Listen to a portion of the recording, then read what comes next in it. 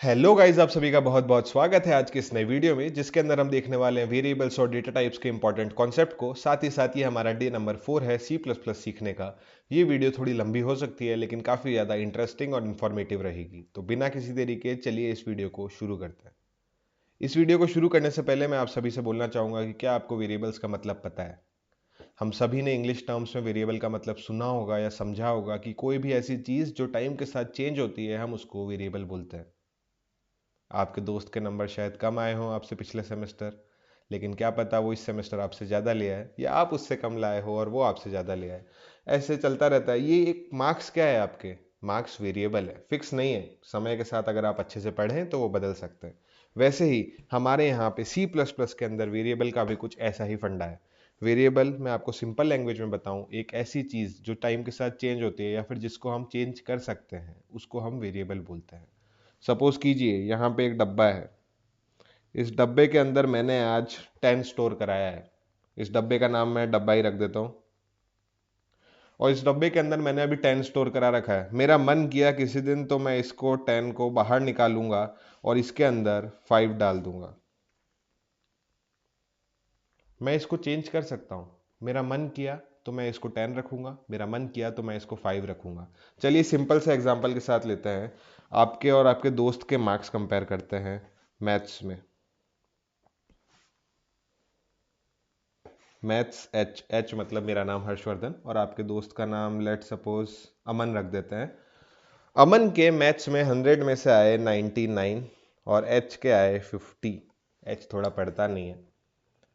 अब एच ने पढ़ा, एच पढ़ाई करने लगा। एच के मार्क्स बढ़ के हो गए 97। अमन तो कंटिन्यूसली पढ़ ही रहा है, अमन के भी 98 हो। तो यानी हम वेरिएबल के अंदर ऐसा डेटा स्टोर कर सकते हैं, या फिर हम वेरिएबल जो बनाते हैं उसके अंदर ऐसा डेटा स्टोर कर सकते हैं जिसको हम बदल सकते हैं। क्या मैंने ये सही सुना? हाँ, हम वेरिएबल को चेंज कर सकते हैं। हमारे ऊपर है हमको उसके अंदर क्या स्टोर कराना है, क्या चेंज करना है। वेरिएबल के नाम के ऊपर आते हैं हम। वेरिएबल का नाम हमको ऐसा देना होता है जो काफ़ी इंफॉर्मेटिव हो, किसी को जैसे ही सुने उसको समझ आ जाए। जैसे यहाँ पे मैंने मैथ्स रखा, तो मैथ्स से आपको पता चल रहा है मैथ्स के मार्क्स के बारे में बात हो रही है। वैसे ही हमको वेरिएबल को हमेशा ऐसे नाम पुकारना है जिससे सबको समझ आए कि ये वेरिएबल क्या काम कर रहा है। मुझे उम्मीद है मैंने आपको वेरिएबल का ये कॉन्सेप्ट इजीली समझाया होगा। वेरिएबल एक ऐसी चीज़ होती है या एक ऐसी वैल्यू होती है जिसको हम चेंज कर सकते हैं। आप सभी ने काफ़ी कॉमन एक एग्जांपल देखा होगा। तो पहले मैगी का प्राइस 10 रुपये होता था, फिर 12 रुपये हुआ, फिर अभी 15 रुपये चल रहा है। तो ये काफ़ी, इसका जो प्राइस है वो वेरिएबल है, वो बढ़ रहा है, घट घट भी सकता है। वैसे ही अगर हम सिंपल टर्म्स में समझें, यहाँ पे अगर मैं x प्लस वाई प्लस 2 लिखूँ, तो ये दोनों, अगर हमने अलजेब्रा पढ़ी है थोड़ी, तो उसमें हमको समझ आया होगा ये दोनों वेरिएबल होते हैं।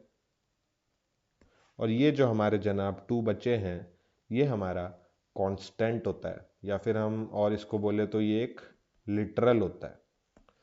ठीक है, वेरिएबल को हम बदल सकते हैं। तो बिना किसी देरी के वीएस कोड में चलते हैं और वेरिएबल का कोड लिख के देखते हैं।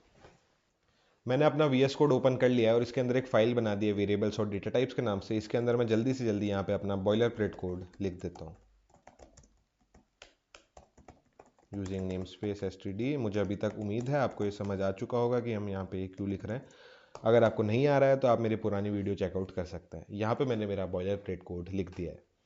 अब यहाँ पे मैं एक वेरिएबल बनाता हूँ जिसका नाम मैं रखता हूँ सपोज इंट मार्क्स, और मार्क्स के अंदर मैं स्टोर करा रहा हूँ 97। अब यहाँ पे आपको ये समझ नहीं आ रहा होगा ये इंट क्या है। ये एक डेटा टाइप होता है। कुछ मिनटों के अंदर आपको ये भी क्लियर हो जाएगा कि यहाँ पे मैंने इंट क्यों लिख रखा है। अभी आप फिलहाल इस पे ध्यान दीजिए कि एक वेरिएबल बनाया है मैंने मार्क्स नाम का। मार्क्स नाम के वेरिएबल के अंदर मैंने 97 स्टोर कराया है, और अब मैं यहाँ पे प्रिंट कराऊंगा मार्क्स को। और यहाँ पे आपको एक काफ़ी इंटरेस्टिंग चीज़ बताऊंगा कि अगर मैं यहाँ पे ये डबल, इसको आप क्या कह सकते हैं, कोटेशन मार्क, यहाँ पे आपको एंटर के पास वाली की पे दिख रहा होगा, डबल कोटेशन मार्क के अंदर मैं यहाँ पे अगर मार्क्स लिखता हूँ तो क्या प्रिंट होएगा। और विदाउट कोटेशन मार्क यानी विदाउट डबल कोटेशन मार्क के अगर मैं कोई चीज़ प्रिंट कराता हूँ तो क्या प्रिंट होगी। यहाँ पे वेरिएबल के अंदर का डेटा प्रिंट नहीं हुआ, यहाँ पे नॉर्मल मार्क्स प्रिंट हुआ। ऐसा क्यों? देखिए यहाँ पे जो मैं सी आउट करा रहा हूँ ये कोटेशन मार्क के अंदर है, यानी डबल कोटेशन मार्क के अंदर आता है। ये वेरिएबल को कॉल नहीं कर रहा है, ये एक सिंपल एक मैंने टेक्स्ट लिख रखा है मार्क्स, और इसको मैं आउटपुट करा रहा हूँ। हमको यहाँ पे अगर वेरिएबल को प्रिंट करवाना है तो हमको without double quotation mark print कराना पड़ेगा, डायरेक्ट मार्क्स को रेफर कर रहे हैं हम और उस मार्क्स के अंदर के डेटा को रेफर कर रहे हैं। तो यहाँ पे अगर मैं इसको कॉल करता हूँ तो आपका 97 यहाँ पे प्रिंट हो रहा होगा। काफ़ी इंटरेस्टिंग चीज़ वेरिएबल के बारे में कि वो बदल सकता है। अब मैं यहाँ पे नीचे आके सपोज मार्क्स इक्वल टू, बच्चे ने पढ़ाई नहीं करी, बच्चे के मार्क्स कम हो गए, मैंने यहाँ पे 80 लिख दिया। तो क्या होगा यहाँ पे अब आपकी अपडेटेड वैल्यू आनी चाहिए क्योंकि मैंने वेरिएबल को अपडेट कर दिया है। आपके मेमोरी सेल के अंदर क्या हो रहा है, ये आपका सपोज कीजिए ये ऐसी कुछ आपकी मेमोरी दिख रही होगी। इस मेमोरी के अंदर बहुत छोटे छोटे से सेल्स बने हुए हैं। इन सेल्स के अंदर आपका वेरिएबल का डेटा स्टोर होता होगा और ये मेमोरी रैम होती है, रैंडम एक्सेस मेमोरी, जो कि आप जब कोड रन करते हैं तो बनती है, जैसे ही आपका कोड का काम खत्म हो जाता है तो डिलीट भी हो जाती है। तो यहाँ पे मैंने मेरा मार्क्स नाम का वेरिएबल बनाया। ये यहाँ पे कुछ वेरिएबल्स होंगे। यहाँ पे मैंने मेरा मार्क्स नाम का वेरिएबल बनाया, इसके अंदर मैंने स्टोर कराया 97। फिर जब मैंने इसको अपडेट कराया तो यहाँ से 97 हट जाएगा, इसकी जगह यहाँ पे एक नई वैल्यू आ जाएगी 80।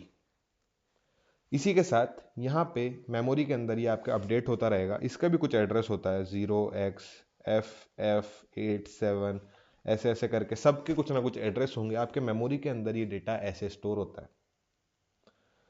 सिंपल टर्म्स में अगर आपको बोलूं तो वेरिएबल आपके जब आप कोड रन करते हैं तब बनता है। जैसे ही आपका कोड का एग्जीक्यूशन का काम खत्म हो जाता है, वेरिएबल ने जो मेमोरी ऑक्यूपाई करी है वो अपने आप डिलीट हो जाती है। अब हम एक और चीज़ सीखेंगे कि अगर मैं यहाँ पे मार्क्स को कुछ लिखूँ ही नहीं, मैं यहाँ पे मार्क्स के अंदर कोई वैल्यू है एंटर ना करवाऊँ, तो क्या प्रिंट होगा। यहाँ पे हमारा गार्बेज वैल्यू प्रिंट होगा, जो कि अपना ओएस या फिर आपका कंप्यूटर अपनी साइड से उसमें ऐड कर देता है। इसका इससे कोई लेना देना नहीं है। आपका जो कंप्यूटर है वो अपनी साइड से इसके अंदर एक वैल्यू रैंडमली एंटर कर रहा है। आपने यहाँ पे अगर कुछ भी एंटर नहीं करा रखा है, आपका सिस्टम जो भी उसका मन करेगा वैसा कुछ नंबर ऐड कर देगा, ताकि वो वेरिएबल की जो स्पेस है वो खाली ना रहे। अब वेरिएबल्स को भी आप अपने मन से नहीं बना सकते हैं, उसके कुछ रूल्स होते हैं। उन रूल्स को हम बोलते हैं वेरिएबल का नेमिंग कन्वेंशन। आइए चलिए धीरे धीरे करके उनको देखते हैं। यहाँ पे आपको पहला रूल दिख रहा होगा, name should start with underscore और अ लेटर। इसका क्या मतलब है, यहाँ पे अगर मैं एक वेरिएबल बना रहा हूँ तो या तो वो अंडरस्कोर से स्टार्ट हो रहा हो या फिर कोई भी A to Z जो लेटर्स हैं उनसे स्टार्ट हो रहा हो। अंडरस्कोर से मेरा मतलब है यहाँ पे जो आपका जीरो के पास वाला बटन होगा वो अंडरस्कोर होगा। ध्यान से देखिए, शिफ्ट करके उसको प्रेस कीजिएगा, अंडरस्कोर आएगा। तो यहाँ पे मैं इंट अंडरस्कोर मार्क्स लिख सकता हूँ, इंट मार्क्स लिख सकता हूँ, या फिर ये जो पहला लेटर होगा ना, आपको यहाँ पे अभी सिर्फ इस पहले लेटर पे ध्यान देना है। Name should start with underscore और अ लेटर और वी कैन से अल्फाबेट। आप यहाँ पे इस नेम को ऐसे नहीं स्टार्ट कर सकते इंट 1 मार्क्स, यहाँ पे ये एरर दे देगा। क्यों एरर दे देगा, क्योंकि आप वेरिएबल का नाम किसी नंबर से स्टार्ट नहीं कर सकते, या फिर मैं यहाँ पे अगर आपको बताऊं तो किसी भी स्पेशल केस से आप स्टार्ट नहीं कर सकते। इंट एट मार्क्स आप नहीं लिख सकते, वो आपको एक एरर थ्रो करेगा। यहाँ पे मुझे उम्मीद है मैंने आपको पहला पॉइंट क्लियर करवाया होगा। सेकंड पॉइंट क्या कहता है, सेकंड पॉइंट कहता है आपका नाम इधर upper case, lower case, underscore या फिर नंबर से ही जुड़ा होना चाहिए। इसके अलावा कोई स्पेशल कैरेक्टर अलाउड नहीं है। यहाँ पे मैं इंट मार्क्स 1 AB अंडरस्कोर लिख सकता हूँ, इसके अंदर मैं वैल्यू भी डाल सकता हूँ। मैं यहाँ पे प्रिंट भी करा के दिखा देता हूँ आपको। ये सक्सेसफुली प्रिंट होएगा, यहाँ पे ये प्रिंट होगा और ये आपको क्या देगा आउटपुट, ये आपको 99 आउटपुट देगा। सॉरी, यहाँ पे मैंने सी आउट में दिक्कत कर दी। ये आपको 99 एज आउटपुट प्रिंट करवा के देगा। अब हमारा जो तीसरा रूल है वो है it should not be a keyword.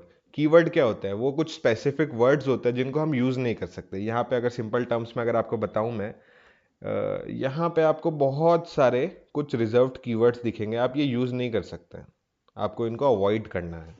जैसे सपोज कीजिए यहाँ पे अगर मैं एक वेरिएबल बना रहा हूँ int return, I can not create a variable called return, क्योंकि यहाँ रिटर्न का कुछ अलग काम ऑलरेडी स्पेसिफाइड है आपके कंपाइलर में। रिटर्न का कुछ काम ऑलरेडी कहीं पे पहले से लिखा हुआ है, आपका वेरिएबल का नाम रिटर्न नहीं हो सकता। अगर मैं रिटर्न को कॉल करूंगा तो आपको कंपाइलर कंफ्यूज हो जाएगा कि ये किस रिटर्न की बात कर रहा है। तो यहाँ पे हमारा वेरिएबल का नाम रिटर्न नहीं हो सकता। वैसे ही आपके वेरिएबल का नाम इंट नहीं हो सकता, क्योंकि इंट एक डेटा टाइप है। मुझे उम्मीद है आपको समझ आया होगा कि आपको वेरिएबल का नाम क्या रखना है। वेरिएबल का नाम हमको कुछ ऐसा रखना है जो आपके कोड के रिलेटेड हो, या फिर उसको पढ़ते ही समझ आ जाए कि ये वेरिएबल किस चीज़ के बारे में बता रहा है। अब हम बात कर रहे हैं डेटा टाइप्स के बारे में। डेटा टाइप्स आपके दो तरीके के होते हैं। एक होता है आपका प्रिमिटिव, एक होता है आपका नॉन प्रिमिटिव। अब आप पूछेंगे कि ये नॉन प्रिमिटिव प्रिमिटिव क्या है। नॉन प्रिमिटिव डेटा टाइप वो होता है जिनको हमें खुद से बनाना पड़ता है, जैसे कि हो गया आपका एरेज, स्ट्रिंग्स, ट्रीज। अभी आपको इन चीजों पे ध्यान नहीं देना है, आपको समझ भी नहीं आएगा शायद। प्रिमिटिव डेटा टाइप वो डेटा टाइप होते हैं जो ऑलरेडी आपके सिस्टम के अंदर बने हुए हैं, जैसे कि हो गया इंटीजर, हो गया आपका बुलियन, आपका हो गया फ्लोटिंग पॉइंट, फिर आपका हो गया डबल फ्लोटिंग पॉइंट। आप सब सोच रहे होंगे कि यार ये आदमी क्या बता रहा है, ये क्यों है। और आपका पांचवा डेटा टाइप कैरेक्टर। अब आपको स्क्रीन पे एक चीज आ रही होगी लिखी हुई कि इंटीजर जो है वो 4 बाइट्स ऑक्यूपाई करता है, बुलियन 1 बाइट ऑक्यूपाई करता है, फ्लोटिंग पॉइंट 4 ऑक्यूपाई करता है, डबल फ्लोटिंग पॉइंट 8 करता है और कैरेक्टर 1 करता है। ये बाइट क्या होता है, मेमोरी में कैसे काम करता है, धीरे धीरे सब देखेंगे। आप सोच रहे होंगे ये इंटीजर क्या है, बुलियन क्या है, फ्लोटिंग पॉइंट क्या है, डबल फ्लोटिंग पॉइंट क्या है, क्यों है ये सब। आइए ये देखते हैं।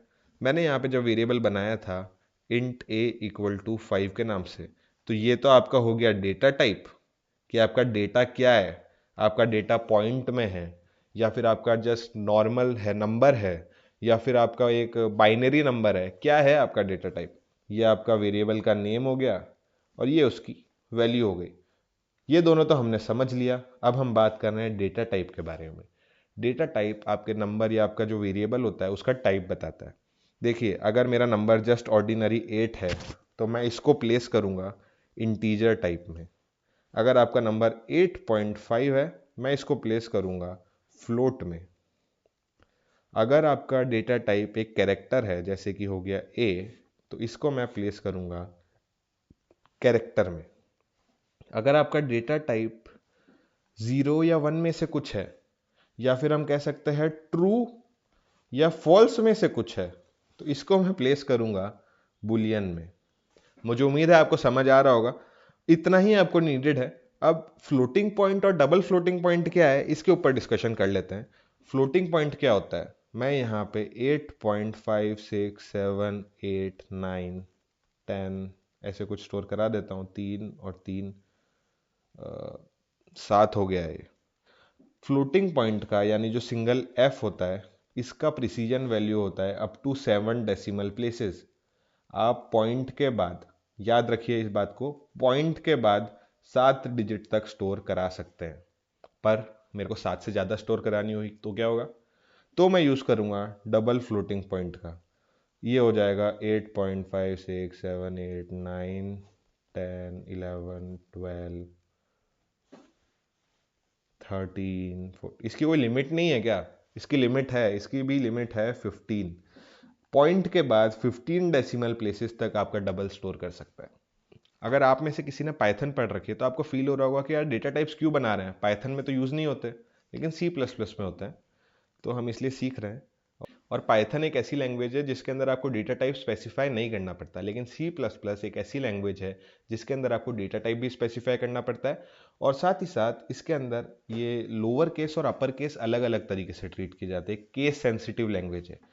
यहाँ पे आपको एक और बात बता देता हूँ, वो लैंग्वेज जिसके अंदर लोअर केस अपर केस ये सब मैटर करता है, उन लैंग्वेजेस को हम बोलते हैं केस सेंसिटिव लैंग्वेज। यहाँ पे एक और बार मैं मेमोरी सेल बनाऊंगा और यहाँ पे मैंने कुछ ऐसा मेमोरी सेल बना दिया है। यहाँ पे मैंने एक ब्लॉक यहाँ बनाया है, एक ब्लॉक यहाँ, एक ब्लॉक यहाँ, ए बी सी। ए आपका मैं रख रहा हूँ इंटीजर टाइप का, बी आपका मैं रख रहा हूँ फ्लोट टाइप का, और सी आपका मैं रख रहा हूँ डबल टाइप का। अब मैं आपको ये मेमोरी में क्यों बता रहा हूँ, इसके अंदर कुछ डेटा होगा, इसके अंदर कुछ डेटा होगा, इसके अंदर कुछ डेटा होगा। अगर डेटा नहीं होगा, आप अगर डेटा स्टोर नहीं करते तो गार्बेज वैल्यू होगी, ये मैंने आपको क्लियर कर दिया है। सपोज कीजिए इसका एड्रेस है 0xFF10, रैंडम है। कुछ भी हो सकता है आपकी मेमोरी के अंदर एड्रेस, इस बात पे इतना ध्यान मत दीजिए। अब मैं यहाँ पे जो आपको चीज़ बताने वाला हूँ वो काफ़ी ज़्यादा इंपॉर्टेंट है। इंटीजर आपका 4 बाइट्स का स्पेस लेता है, फ्लोट आपका 4 बाइट्स का स्पेस लेता है, डबल आपका 8 बाइट का स्पेस लेता है।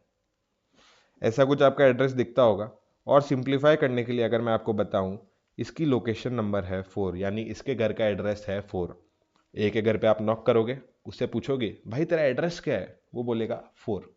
उसका एड्रेस है 4। तो बी का एड्रेस क्या होगा? बी का एड्रेस +4 होगा, तो बी का एड्रेस हो गया 8। सी का एड्रेस क्या होगा? सी तो 8 का ऑक्यूपाई करता है, इसके पास बड़ा वाला प्लॉट है, तो सी का एड्रेस होगा +8 यानी 16। आपके मेमोरी के अंदर ये सारे वेरिएबल्स कुछ इसी तरह फॉर्म होते हैं। मेमोरी में बार बार लिख रहा हूँ या बोल रहा हूँ तो उसका मतलब है रैम। एक बार आप जब कोड रन करेंगे आपके वेरिएबल फॉर्म होगा, जब आप कोड बंद कर देंगे आपका वेरिएबल डिलीट हो जाएगा। पर कुछ इस तरीके से फॉर्मेशन हो रही होगी उस वेरिएबल की। और ये मेमोरी एड्रेस जो मैंने आपको बताए हैं, ये हो सकता है आपके सेमेस्टर एग्जाम में हेल्प करें, या फिर आपको एक बेसिक अंडरस्टैंडिंग के लिए भी काफ़ी ज़्यादा नीडेड थे। तो कुछ इस तरीके से एड्रेस एलोकेशन होता है। हमने हमारे डेटा टाइप्स के बारे में पढ़ लिया। इंट मार्क्स अगर मैं लिख रहा हूँ 10, तो यहाँ पे मैं इंटीजर टाइप का डेटा टाइप बना रहा हूँ। वहीं पे अगर मैं फ्लोट मार्क्स लिख रहा हूँ तो मैं यहाँ पे एक फ्लोट टाइप का बना रहा हूँ। डबल के केस में भी सेम होगा, जो भी आपके अगर पॉइंट वाली नंबर्स हैं तो उनको मैं यहाँ पे लिख रहा हूँ। और अब क्या बचा? कैरेक्टर। कैरेक्टर सी, अगर मेरे को यहाँ पे कोई कैरेक्टर एंटर कराना है, कैरेक्टर क्या होता है? ABCD, या फिर कोई भी स्पेशल केस मेरे को यहाँ पे अगर एंटर कराना है तो मैंने यहाँ पे ए लिख दिया। वैसे ही अगर मैं कोई स्पेशल केस एंटर कराना चाहता हूँ, लेट सपोज हैशटैग का सिंबल, तो ये आपका एक कैरेक्टर हो गया। अब मैं इसको यहाँ पे एंटर करा सकता हूँ। साथ ही साथ हमने एक और चीज़ क्या देखी थी? Boolean values. बुलियन वैल्यूज़ क्या होती है? इधर ट्रू या इधर फॉल्स। वो भी हम यहाँ पे एंटर करा सकते हैं। बुलियन बुल, यहाँ पे अगर मैं लिखूँ बुल और इसका मैं वेरिएबल का नाम दे देता हूँ v, और यहाँ पे अगर मैं स्टोर कराऊँ ट्रू को, तो इसका मतलब होता है 1, और फॉल्स अगर स्टोर कराऊँ तो उसका मतलब होता है 0। यहाँ पे मैंने ये मेरे पांचों डेटा टाइप बना दिए हैं। अब मैं अगर इनको प्रिंट भी कराऊँ, यहाँ पे अगर मैं अपने बुलियन वाला वेरिएबल जो कि है v, उसको अगर मैं प्रिंट कराऊँ तो यहाँ पे क्या आना चाहिए? यहाँ पे आपका 1 आएगा। यहाँ पे एक एरर थ्रो हो रहा है। ओके, मैंने यहाँ पे मार्क्स को बार बार डिफाइन कर दिया है। यहाँ पे मैं इनको थोड़ा चेंज कर देता हूँ, और अब मैं इसको रन कराता हूँ तो आपका यहाँ पे 1 प्रिंट होना चाहिए। आप देख सकते हैं यहाँ पे 1 प्रिंट हो चुका है, क्योंकि मैंने v प्रिंट कराया था, और ट्रू स्टैंड्स फॉर 1 और फॉल्स स्टैंड्स फॉर 0। इसके ऊपर एक जल्दी वीडियो बनाऊंगा। यहाँ पे बस इतना समझ लीजिए, यहाँ पे मैंने मेरे पांचों जो मेजरली हम प्रिमिटिव डेटा टाइप्स यूज करने वाले हैं उनके बारे में बताया है। अब यहाँ पे एक इंटरेस्टिंग चीज मैं आपको और बताना चाहूंगा। हमने देखा था फ्लोट का प्रिसीजन वैल्यू 7 होता है। अगर मैं यहाँ पे इसके बाद 1 2 3 4 5 6 7 लिख दूं तो यहाँ तक फ्लोट प्रिंट होना चाहिए, लेकिन ऐसा होता नहीं है। क्यों? देखिए, देखते हैं यहाँ पे मार्क्स 1 अगर मैं यहाँ पे प्रिंट कराऊं तो अब देखते हैं क्या प्रिंट हो रहा है। अगर मैं रन कोड करता हूं यहाँ पे, तो यहाँ पे क्या प्रिंट हो रहा है? यहाँ पे आपका 99.1235 प्रिंट हुआ है। ऐसा क्यों हुआ है? यहाँ पे पूरा वैल्यू पे क्यों नहीं प्रिंट हुआ है? इसलिए हुआ है क्योंकि सी आउट का जो प्रिसीजन वैल्यू होता है वो 4 होता है। तो हम यहाँ से एक और हेडर फाइल इंक्लूड करते हैं iomanip, और यहाँ से हम इसका प्रिसीजन वैल्यू चेंज करते हैं। सी आउट का प्रिसीजन वैल्यू हम चेंज करके सेट प्रिसीजन नाम का एक फंक्शन है उसको यूज़ करके चेंज करेंगे, और इसका प्रिसीजन वैल्यू मैं कर देता हूँ 10 कर देता हूँ, और यहाँ पे मैं मार्क्स 1 को वापस से एक बार कॉल कर देता हूँ। अब मेरी जो वैल्यू है वो यहाँ पे पूरी तरह प्रिंट होनी चाहिए। और चलिए देखते हैं। यहाँ देख सकते हैं आप, प्रिंट तो हो रही है लेकिन लास्ट में 88.6 यहाँ पे दिख रहा है। अलग अलग कंपाइलर में हो सकता है अलग अलग दिखे, या फिर आपका जो मेमोरी एलोकेशन जिस तरह से हो रहा है उसके हिसाब से पीसी टू पीसी ये चीज़ वेरी कर सकती है। यहाँ जो मैंने वेरिएबल बनाया है marks2 नाम का, जो कि डबल के टाइप का है, उसके अंदर मैंने कुछ वैल्यूज एंटर करा दिए। अब देखते हैं वो भी यहाँ पे प्रिंट हो रही है या नहीं, और इसका प्रिसीजन वैल्यू मैं 15 कर देता हूँ। और अब देखते हैं कैसा आपका जो आउटपुट है वो दिख रहा है। यहाँ पे आप देख सकते हैं बहुत लास्ट तक आप डबल के अंदर स्टोर करा सकते हैं, वहीं पे आप फ्लोट के अंदर उतना स्टोर नहीं कर सकते। बाकी तो आपको बस इतना ही याद रखना है मोटा मोटा कि आपके 5 टाइप के डेटा टाइप्स प्रिमिटिव में एग्जिस्ट करते हैं और मुझे लगता है इससे ज़्यादा अभी के लिए रिक्वायर्ड नहीं है। और भी डेटा टाइप्स होते हैं प्रिमिटिव में, लेकिन हम वो धीरे धीरे आने वाले टाइम में सीख रहे होंगे। मुझे उम्मीद है आपको ये वीडियो अच्छा लगा होगा। अगर आपको ये वीडियो थोड़ा भी इन्फॉर्मेटिव लगा है, इस चैनल को सब्सक्राइब कीजिए और लाइक कीजिएगा इस वीडियो को। Thank you for watching. मिलते हैं अगली वीडियो में। Bye bye.